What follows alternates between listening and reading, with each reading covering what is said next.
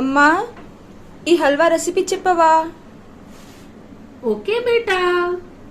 నేను అస్సలు అనుకోలేనండి, మనం స్వీట్ పొటాటోతో కూడా ఎంత టేస్టీ, ఎంత యమ్మీ హల్వా చేసుకోవచ్చు. నేను ఏం చేసినానంటే స్వీట్ పొటాటో తీసుకొని మంచిగా బాయిల్ చేసినానండి. ఆ తర్వాత చెంచాతో మంచిగా మ్యాష్ చేస్తున్నా. తర్వాత ఒక కడాయి పెట్టుకొని అందులో కొద్దిగా నెయ్యి వేసి, మంచిగా నెయ్యి వేడి అయినాక తర్వాత మనం స్వీట్ పొటాటో మ్యాష్ చేసిందాం కదా, ఇందులో వేసుకోవాలండి. వేసి మంచిగా ఫ్రై చేయాలి. ఎందుకంటే మనము మంచిగా నెయ్యిలో ఫ్రై చేస్తే స్వీట్నెస్ మంచిగా వస్తుందండి. తర్వాత మనం షుగర్ వేయాలి. షుగర్ వేసి కూడా మంచిగా కలపాలి. కలిపిన తర్వాత మనము కొద్దిగా నేను పాలు వేసినానండి. పాలు వేసి కూడా మిక్సీ చేయాలి. మిక్సీ చేసిన తర్వాత నేను కొద్దిగా ఖోవా కూడా వేసిన. మీ దగ్గర ఖోవా ఉంటే వేయండి, లేకుంటే ఆప్షనల్ అండి. ఎందుకంటే మనం పాలు వేసినాం కదా.